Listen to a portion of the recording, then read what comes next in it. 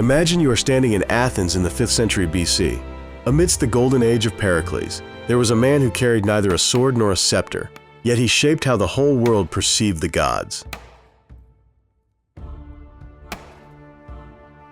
His name was Phidias, a sculptor so great that the ancient Greeks believed he did not just carve statues, but had truly seen the forms of the gods on Mount Olympus.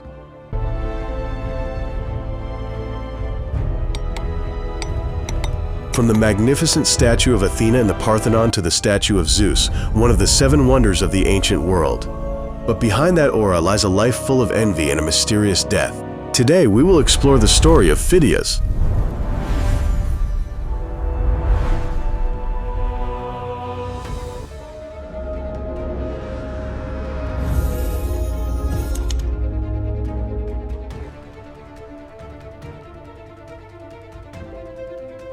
Phidias was born in Athens around 490 BC. As the son of Charmides, he was trained under masters such as Hegias and Hageladas. This was a time when Athens was rising to become the undisputed superpower of the Mediterranean world. Phidias's destiny changed when he became a close friend of Pericles, the outstanding politician who led Athens into its golden era.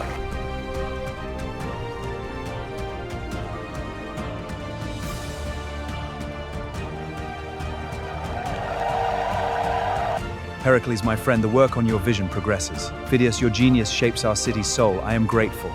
It is our friendship that makes this possible. Together we build an Athens for the ages. Phidias and Pericles shared a close friendship, which was documented in ancient accounts.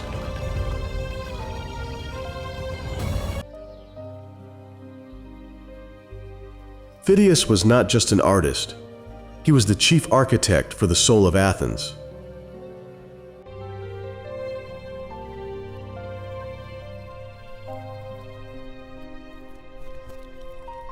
His first major work was Athena Promachos, a giant bronze statue 9 meters tall. The Athena Promachos was a colossal bronze statue of the goddess Athena, created by the sculptor Phidias around 456 BCE, symbolizing Athenian military prowess and divine protection. The statue depicted Athena in a warrior stance, wearing a helmet and armor, and holding a spear and shield. The shield was intricately decorated, possibly depicting mythological battles, and the statue's overall design emphasized Athena's role as a protector and warrior.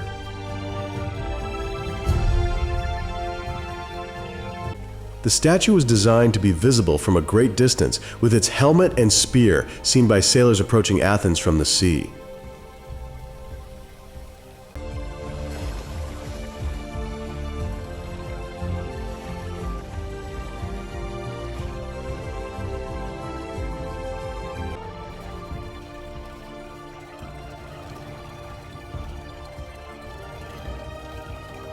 But that was just the beginning. Inside the Parthenon, Phidias created the Athena Parthenos. Nearly 12 meters tall, this statue was not made of stone, but used the chryselephantine technique, combining ivory for the skin and over 1 ton of pure gold for the clothing. Athena Parthenos depicted the goddess fully armed, wearing a richly ornamented peplos and a triple-crested helmet adorned with a sphinx and griffins. She held a spear in her left hand and a shield decorated with the Amazonomachy and Gigantomachy, symbolizing the triumph of order over chaos. A serpent representing Erichthonius coiled near her shield, and in her right hand she held a small statue of Nike, the goddess of victory.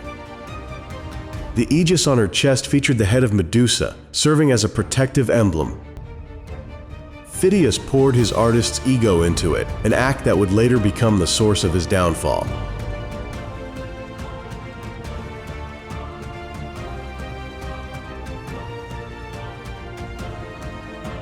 After completing the Parthenon, Phidias went to Olympia. There, he created the greatest masterpiece of his career, the statue of Zeus. Commissioned by the Eleans, custodians of the Olympic Games, it was intended to honor Zeus and enhance the prestige of Olympia, the site of the Pan-Hellenic Olympic Games. The statue was so tall that if Zeus stood up, He would dismantle the temple roof. His entire body sat on a throne inlaid with precious stones, holding the goddess of victory, Nike, in his right hand, and a scepter topped with an eagle in his left. Pausanias, the ancient historian, recounted that when Phidias finished and prayed for a sign, a bolt of lightning from the heavens struck the stone floor, testifying to the god's own satisfaction. Anyone who stands before the statue feels their soul cleansed.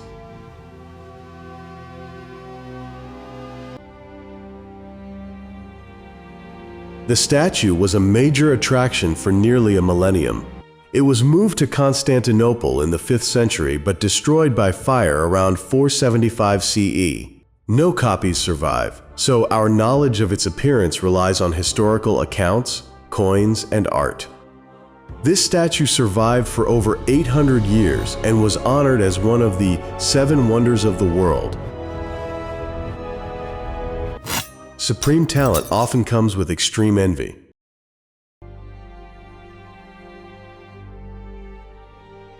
Pericles' enemies, unable to defeat him directly, targeted his close friend, Phidias.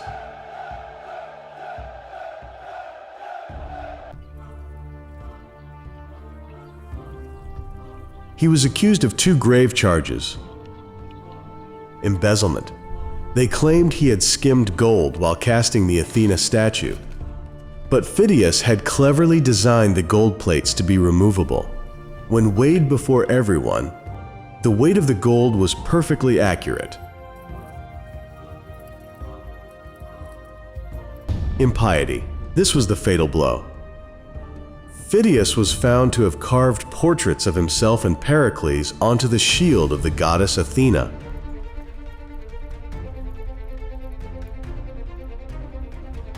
Regarding his death, history holds 2 hypotheses. One is that he died in an Athenian prison due to illness or poisoning. The second is that he escaped to Olympia, finished the statue of Zeus, and was then executed by the local people after a separate dispute.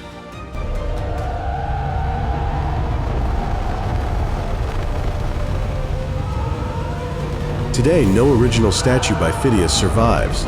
They have been destroyed by fire, earthquakes, and the ravages of time.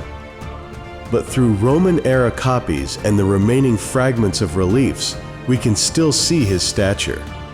Phidias changed sculpture from rigid stone blocks into vibrant entities with soft fabric folds and idealized beauty. Phidias did not just sculpt the gods, he created the standard for human beauty for the last 2,500 years.